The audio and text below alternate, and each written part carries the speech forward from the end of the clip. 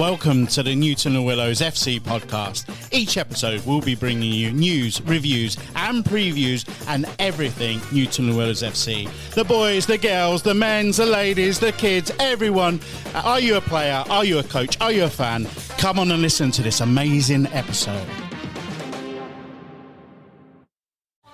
Hi and welcome to the Newton and Willows FC podcast with me, Rob Fludder. This week I'm delighted to welcome Newton and Willows FC trustee Mike Callahan to the pod. Mike, welcome to the pod. How are you? Hey buddy. Yeah, I'm good. I'm really good. It's good to be here. It's good to be part of the show. You're getting a lot of listeners, so I jump on the bandwagon now, take some of the glory.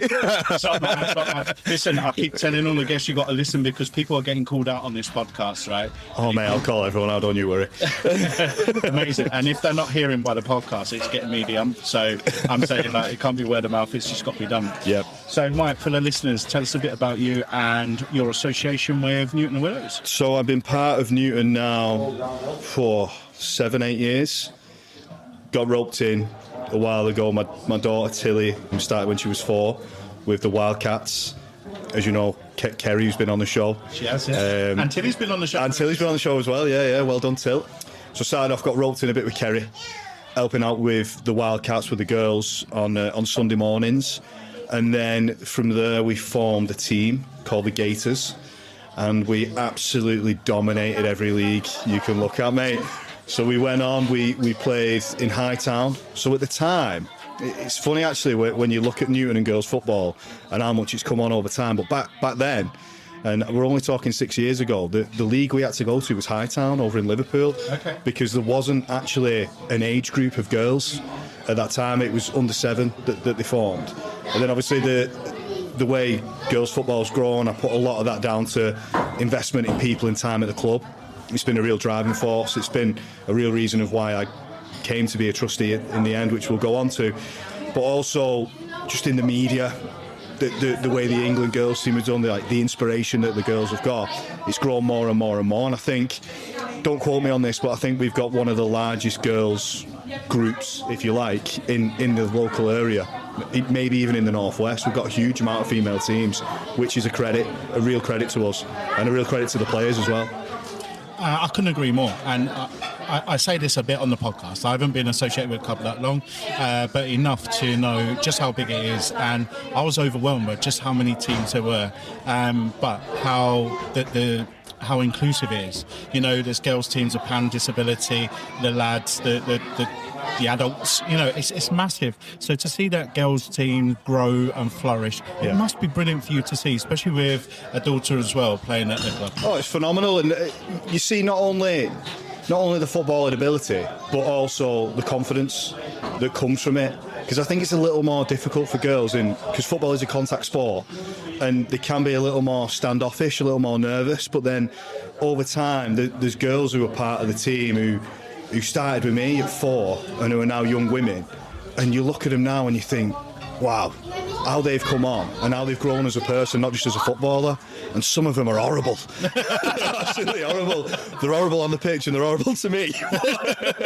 But the confident young women, and I think being in a team sport, I think being in a good culture, which is what we really push for, having phenomenal coaches, and I know you've met quite a few of the coaches so far, and I don't think you'd have a negative view of any of them. They're all very passionate people. They're all striving, and at the end of the day, they're all volunteers. So all this is done out of a passion for the game, a passion to grow it, and also a love for the kids themselves. And I think that's why we've got such like a strong family core. It's like all you guys can hear now listening to this podcast, just the noise in the background, because there's such a great event going on now. It's a Halloween party, I think, and it's only some of the age groups, and it's absolutely rammed. Yeah. So what a little community, you know what I mean? Some kid dressed as Beetlejuice is waving at me now outside of the room, and that's what we want. It's not all about the football. It helps people who take it a bit too seriously sometimes, like me. They want it to be about the football, but a lot of it is also about about the kids. You know what I mean? It's about giving back, about the community. 100%, mate. And I can vouch for the passion from the coaches that I've spoken to, and more importantly, listen to. And what we don't see on this podcast is the faces of the coaches when they're beaming, and you're smiling yourself, and the passion comes through.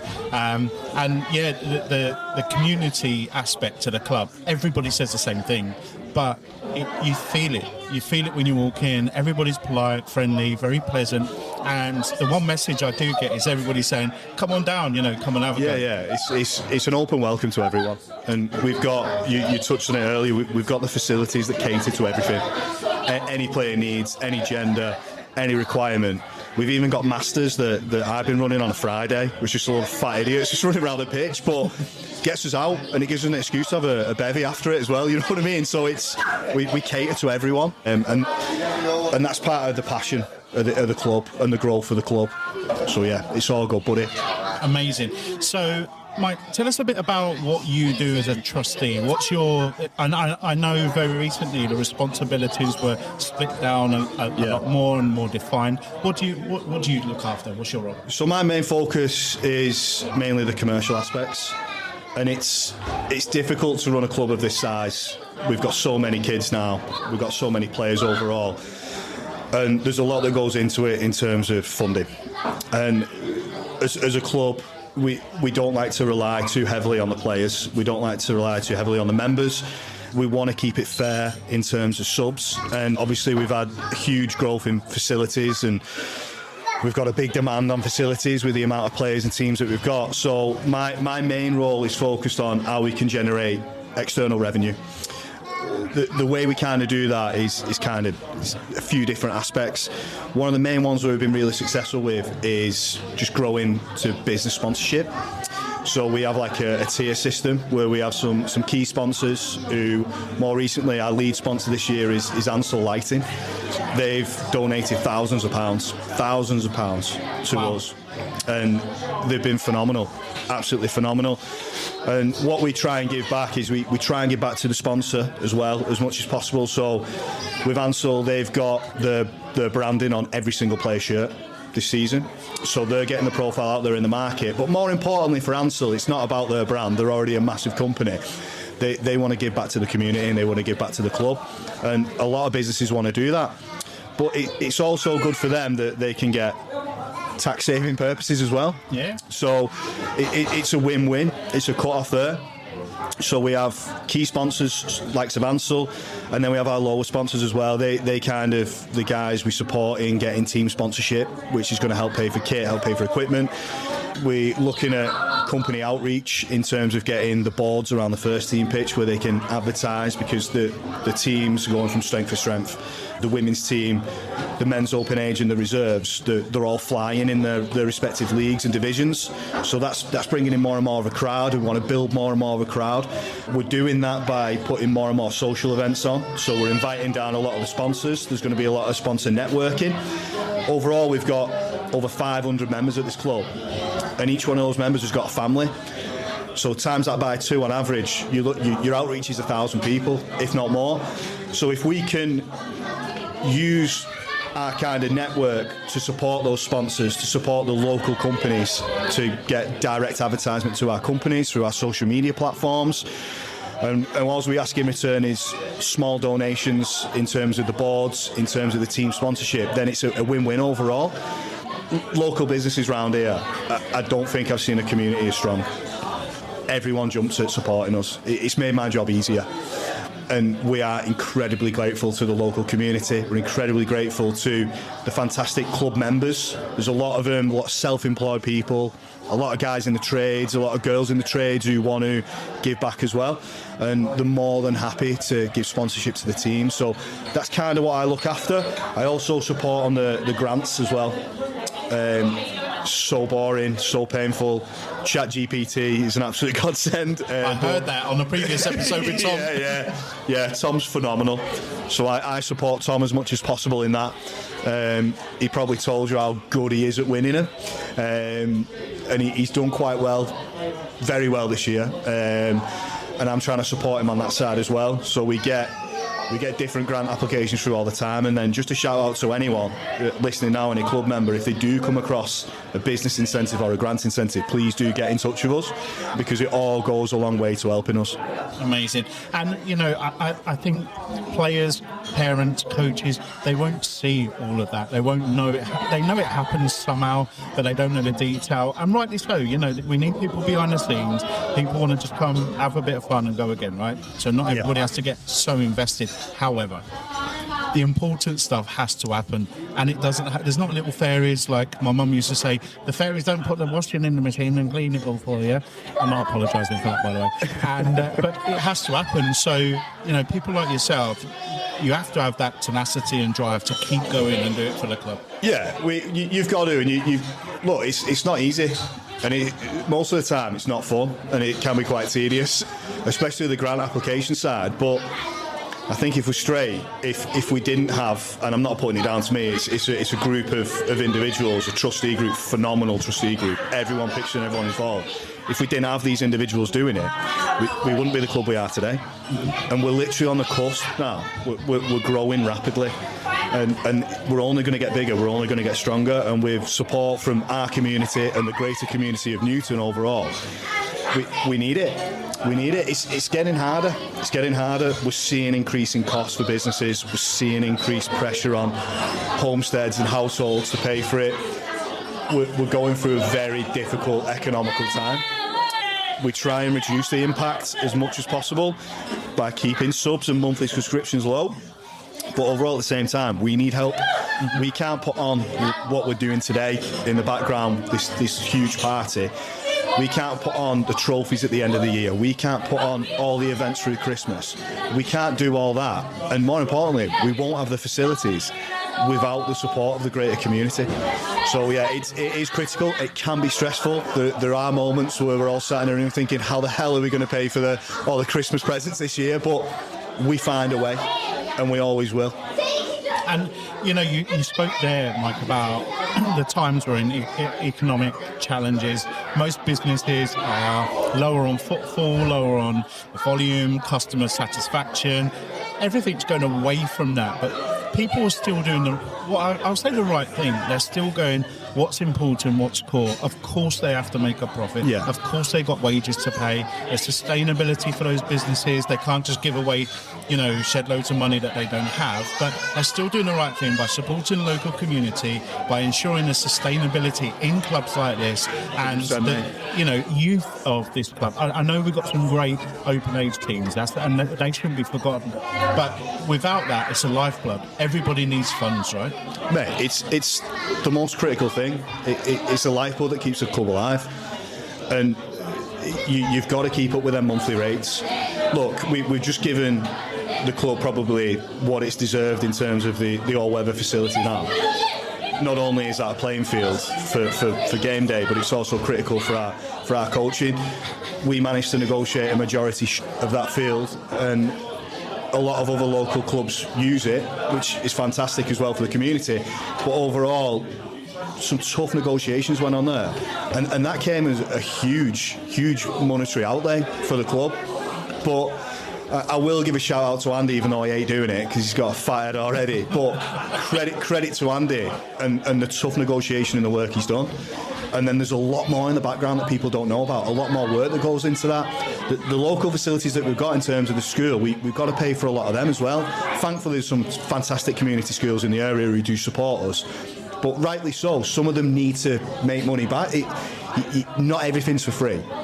And not everyone gets everything for a small monthly fee. You've got to try and put a bit more back into it, and that's where kind of myself and the team come into it. So yeah, it has been tough. A lot of businesses and have not been able to support us the way they have this year, so it's made it a little bit harder. But we have managed to get there. We struggled through, and we're getting more and more finances coming in. Shout out to Chris Walker, our treasurer, who somehow manages to do fantastic things. Great accountant. If ever you're in a pickle, mate, he'll sort your books out. Phenomenal guy who manages to make it last. And sometimes because I'm a director of a commercial company, sometimes I can put a commercial hat on it and think, hang on a minute, if we raise the subs by a couple of quid, then we don't need to do these grants. We're not reliant on fundraising. We're not reliant on the fantastic stuff that like Kerry and the team do and Amy and the team do in terms of the fundraising. But then sometimes when you need a bit of a reality check, it's not a business, Mike. It's a community. Yeah. I'm like, yeah. And like Chris reminded me this year, and he was like, I'd rather we spend more time working hard to try and raise money than have to impact anyone. And hats off, they're right. And that's what it is. It's a family, it's a community, and we need to focus on what's right. And if that means we've got to win more grants, if that means we've got to go canvassing around businesses, then so be it. Well said, mate. Well said. And actually, if you didn't do that and you raised the subs or the subscription, maybe more and more children would be forced to leave. Yeah.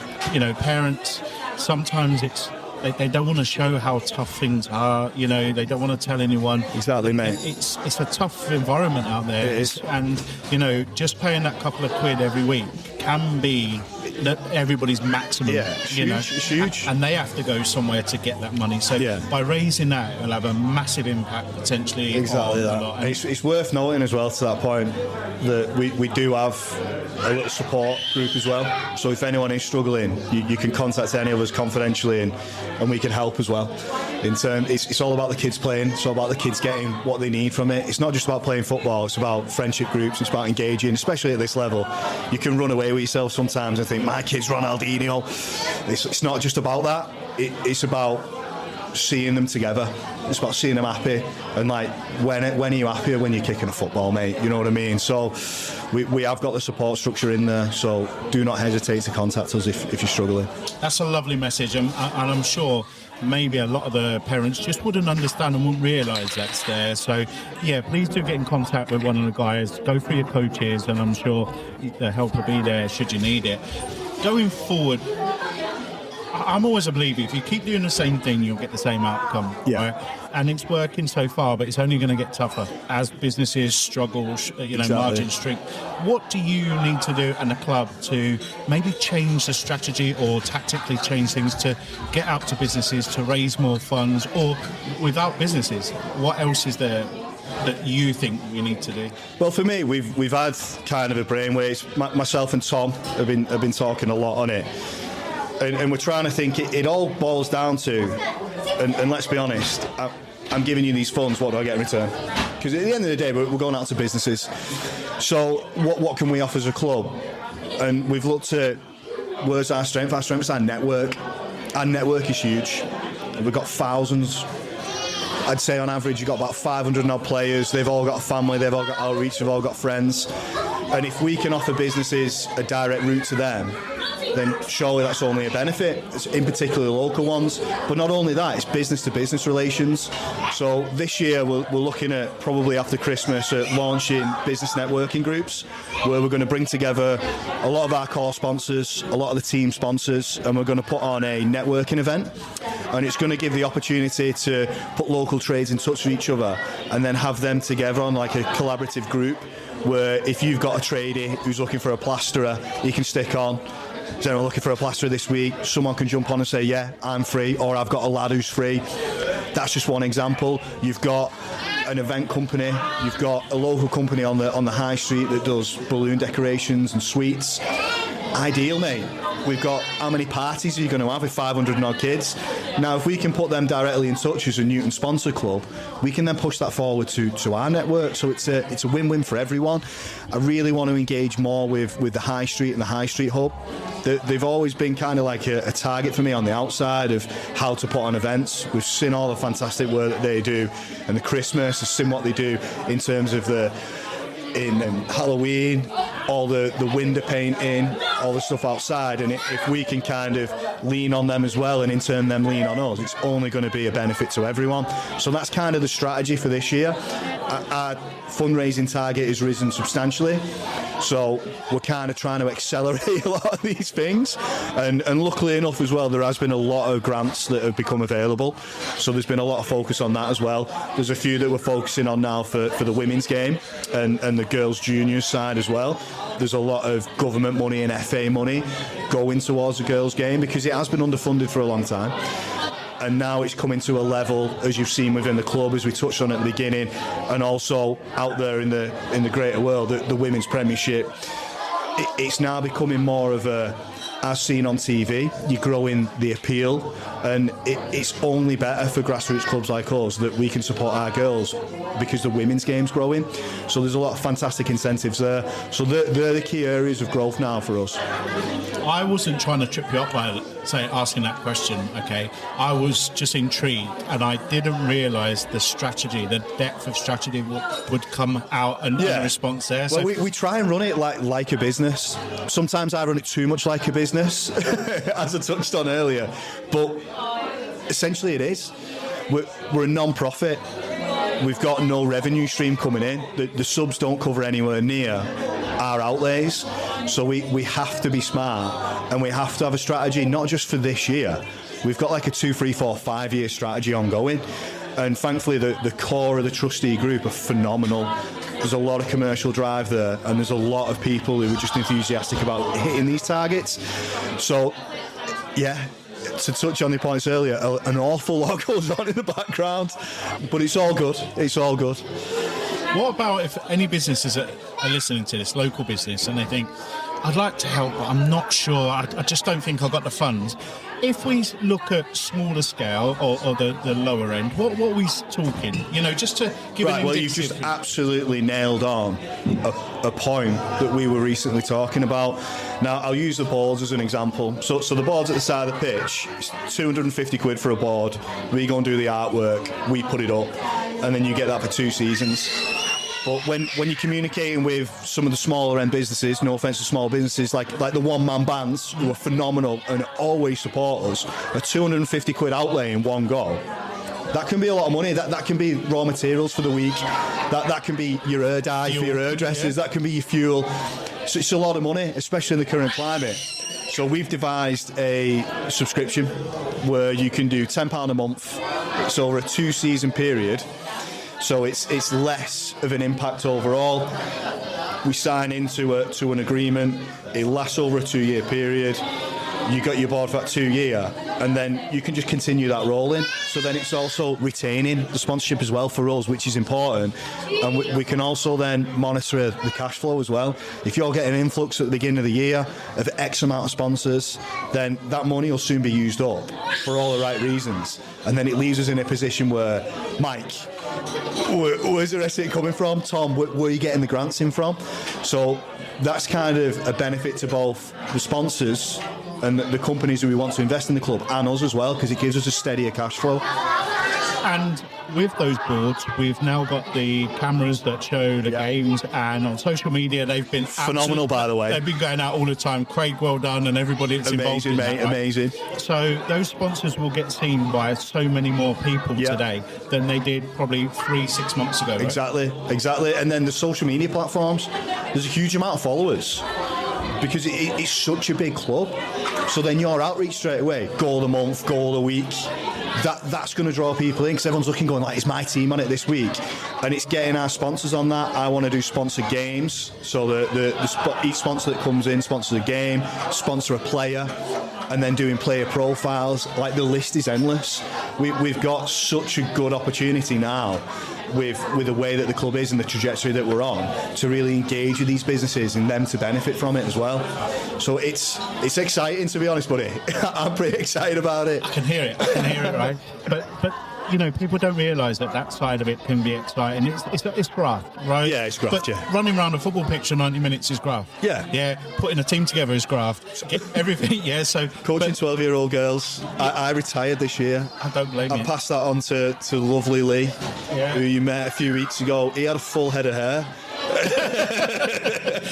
I've never seen such a driven person about winning. I want to do it a different way. Incredibly focused. Absolutely, and coming from American football and going, right, I'm going to take this. Well, that's it. It's like it's a good point, that, and I think the club profile has kind of attracted people like Lee. Mm-hmm. Whereas before, you're just kind of relying on a dad like me, just like a fat idiot, like who's stupid enough to agree to do it.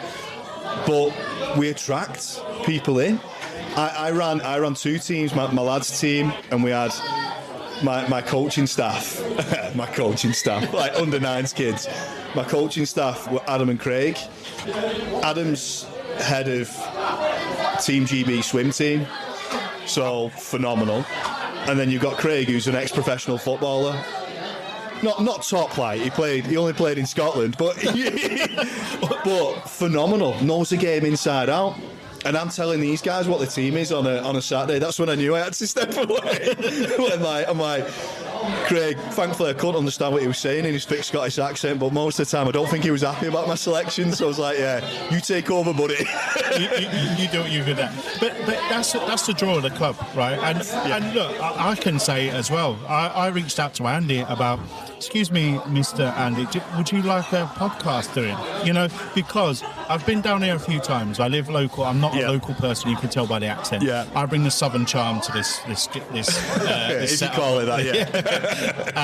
But when I come in here, I've watched some sport here. I've watched cricket. I've watched rugby. I've watched it on TV. Yeah, mate, yeah. Right? It's a lovely, lovely environment. Phenomenal.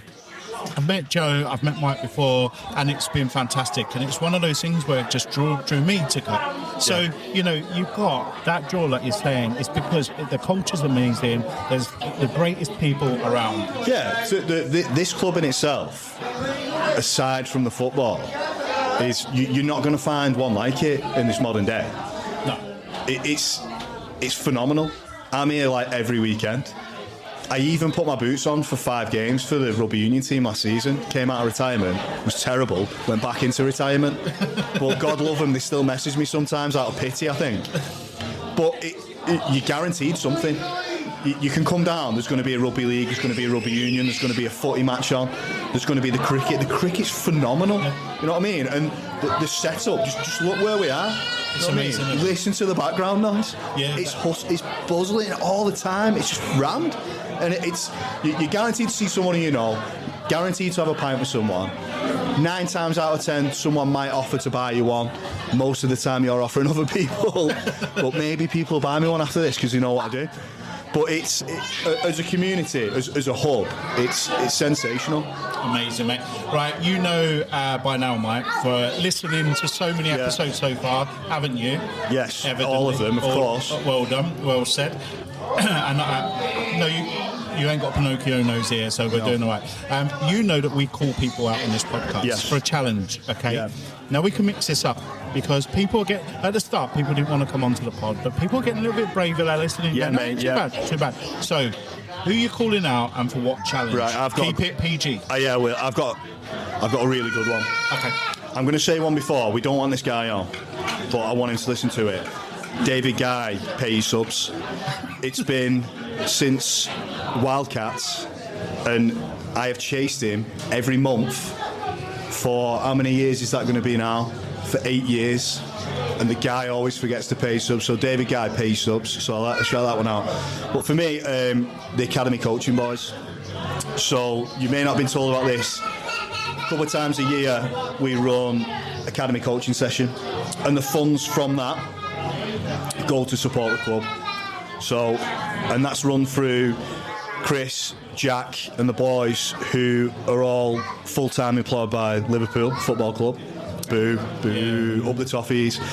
And they have a side business where we put high-level coaching with academy-trained coaches.